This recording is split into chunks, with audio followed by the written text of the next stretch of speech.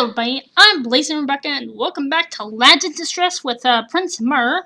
We're here at the beach and about to have a swimming race, I'm hoping. And you read that stuff? Prince Mer refused to acknowledge my question. It is only common sense that our outfits will prove quite obnoxious. They are far too baggy.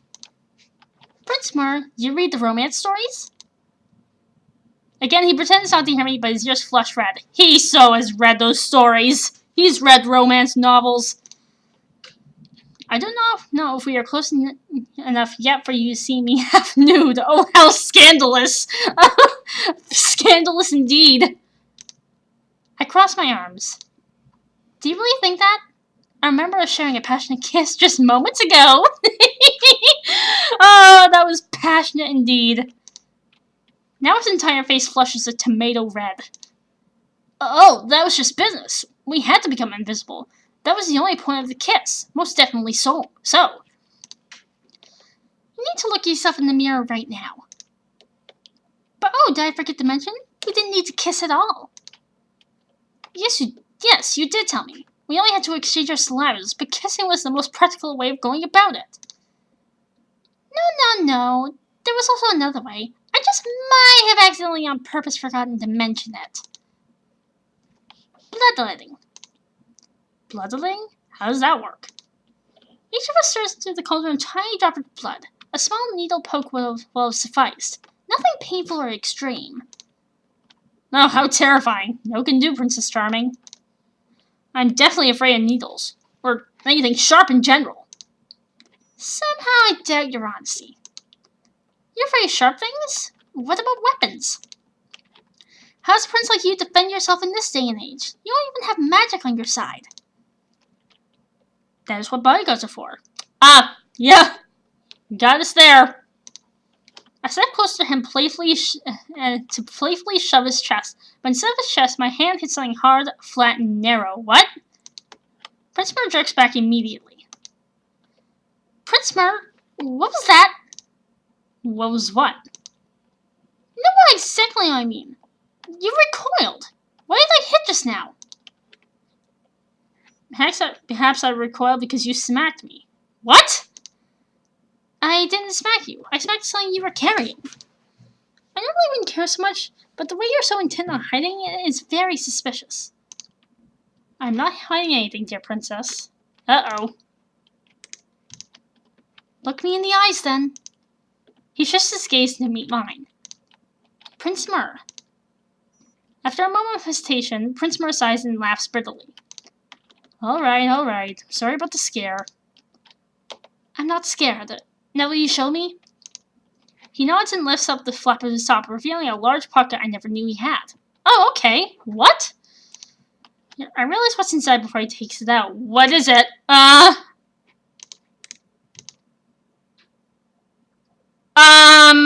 Okay, he has a dagger. Can you explain that? Because now I'm starting to be a little suspicious. Why in the world do you have a dagger on you? Prince Mer scrutinizes my face. You would too if you were me. What? When someone attacks you, how do you defend yourself? With my magic, of course. Well, I had not a drop of magic in me until I met you. I can create simple visual illusions now thanks to a very masterful teacher. But that's more for convenience than defense. Okay, but why a dagger? And why were you hiding it? If anything, don't always carry around swords. But no, for you it's a dagger. Daggers aren't even practical. Prince Mer shakes his head. I have told you about my people, about how they fear and loathe me. Yes, I remember. How do you think they would react if they saw me swinging around a sword? Call me wimpy, but I do not even know how to use a sword. I dropped out of my fighting lessons very early on. Even my teachers dreaded me. Oh, they tried to hide their feelings, but it is hard to conceal your hatred from someone you are sparring. Prince Mer. He shakes his head and tries to smile, but his expression is so forced that it robs me of my words. Do not worry about it. I'm fine. The point of the story is only that a dagger was the easiest weapon for me to carry without further rousing vehemence from others. I need to defend myself somehow, and what the people don't know will not hurt them. Why did you have to hide it from me, though? Is your story the only reason you have the dagger? Prince Mer nods, shifts his weight, and erupts into self-deriding chortle. Bad timing. No. Ah! It never came up before today, and, well, you realize I had a dagger exactly as I was talking about how I was horrified by weapons. I'm sorry. I should have been more upfront at the beginning. I gazed into his eyes, which were still. A lingering doubt still consumes me, but for the most part, I want to believe him. I think I will. He did reveal the dagger himself rather than trying to cover it up, and I doubt he could have improvised his story on the spot. Alright, Prince Mer. Please do be honest with me from now on, particularly about your weaponry. I promise I won't judge you too harshly. Mer chuckles and I join him after a quick pause. Oh boy. Are we alright now? Is there anything else you need me to clarify? I shake my head. I trust you, Prince Mer. Thank you. I know it's hard for you to believe my words, and you do not know how grateful I am for your acceptance and kindness. Don't worry about it. Now, did we come here to swim?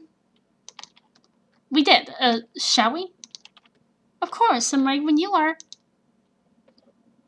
And it's almost sunset now. By the time we leave the water, the temperature has dropped significantly. Very few people remain at the beach. Prince Mer pats water droplets off his dry clothes. Magic's phenomenal, and I am truly blessed to have you with me. Indeed. How does it work, though? I mean, we were in the water for hours. How are we dry? We're also warm. Do you know how cold it would be right now without my charm? No, and hearing your words only impresses me further. You have got to teach me. I giggle and cross my arms. I would, but it's a national secret, apparently. Prince Mer feigns a huff. You and your secrets. Well, I wouldn't be one to talk, Prince Mer.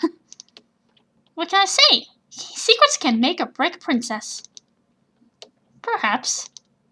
Now, I should uphold my part of the promise. The promise? The promise to surprise you if you win a race against me. I'm going to turn a blind eye to the fact that you use magic. That wins my pride. I would never cheat. I am simply the better swimmer. You were lagging behind me by a good 20 meters before you suddenly propelled yourself ahead of me. I was giving you a head start. Prince Mer smirks and ruffles my hair.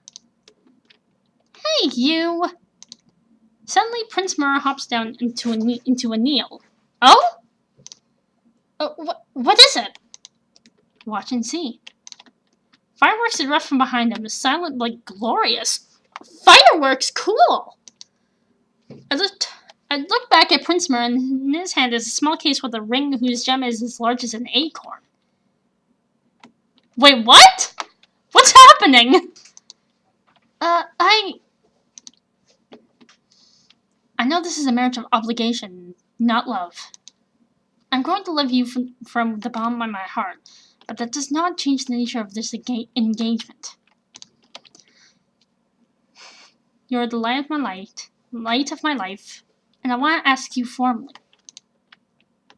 Will you marry me, my Princess Charming? Aww. I nod immediately. Of course, my prince. Wasn't that the plan to begin with? Prince Mer shrugs and slips the ring over my finger. Only when I feel nothing despite its perfect movements do I realize. Wait, the ring is an illusion? How are you manipulating it so well? It's moving so precisely and it's not even faltering. You had me fooled! Oh, it is an illusion, all right. Worry not, however. The real one is in my room, and we can grab it whenever. I thought the illusion would be a greater tribute to your talents as a teacher and my appreciation for you. What flattery. You are right, though. This is too impressive not to love. If you are flattered, I have succeeded. I should be able to keep the ring on your finger for the rest of the day as long as I remain conscious. Oh no! How in the world did you improve so much so quickly? Hours and hours of practice were involved. And, you know, those all-nighters that I took. Wow. Prince Mer, that's all I can say. Wow. I appreciate it. I lean down and give Prince Mer a kiss on the cheek and a hug. Thank you so much. The ring is beautiful. You're welcome. Is there a reason you proposed so early, though? We still have 2 weeks left. Yes, I am sad to say that there is. Prince Mer sighs dramatically. Alas, if only we had more time on our side, the proposal would have been much more impressive. It was impressive enough as it is. Seriously, thank you. But what's up? Prince Mer looks at me with wavering eyes. I would like to request that we marry earlier as than planned. What? Why? There's no reason to. There is. I received the mail from my parents earlier today, and they have some terrifying news. Uh-oh. Water Kingdom may or not be in terrible danger. The dragons are attacking. Dragons! The dragons? Yes, the dragons. They've only attacked the peripheries for now, but who knows what they'll do in due time. We don't even know where they came from. Are they following orders? We don't even know that. Water Kingdom has no defenses against magical creatures.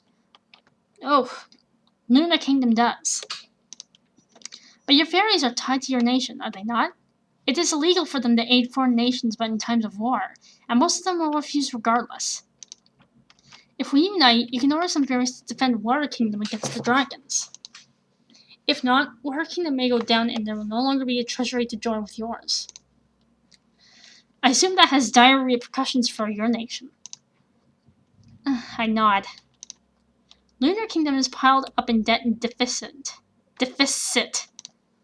Even some of the lesser nobles are beginning to fret about their budgets, although the higher nobles' wallets are only growing fatter. They are unlikely to attack the capital right now, but we have weeks, if not months, of formalities to wade through first before we can do anything. We need to make sure we have the power to order and shift things as quickly as necessary. I don't know, Prince Mer. Are you opposed to the arrangement, then? I'm terribly sorry to push things this onto you. Well, I wouldn't be against it. It's like, I know some other people that might be. No, I'm not against it. I just need a little more time to contemplate it. Everything about Prince Mer is suspicious, and I did promise my parents and Nicole I'd uphold the month-long engagement, vigilant of any potential indications of malice. Of course, you do not need to decide right this moment. Thank you. At least this time we have politics on our side. And I'd hate to endanger our marriage. Prince Mer smiles hesitantly and I grab his hands. If I agree to this proposal, we should probably take it to my parents first rather than calling for an audience from the get-go. Remember how the request to stay turned out? I fake a shiver. Alright, that sounds good. I appreciate that you are not refusing me outright, Princess Charming. You are the best. Thanks for being appreciative. Shouldn't we have dropped the formalities already, though? Call me Charming, not Princess Charming. Alright, Charming. Thank you. Please call me Mer, then. Alright, Mer. Those words are temporarily our last, and I take the chance to kiss Prince Mer on the cheek once more. I feel a sense of deja vu as I stand in front of the door to the throne room. Uh-oh! I feel like my entire relationship with Mer can be summed up by regular meetings with my parents to convince them to let me break traditions. Hopefully the trend doesn't last. I glance at Mer, who looks even more nervous than I do. Well, crap. I look down at my feet, then my hands, which are folded together in front of my stomach. I take a slow, deep breath. Well, maybe mere intuition and guesswork. All the doubt from my parents and Nicole began to creep up on me last minute. And we'll get to that in the next part. See ya!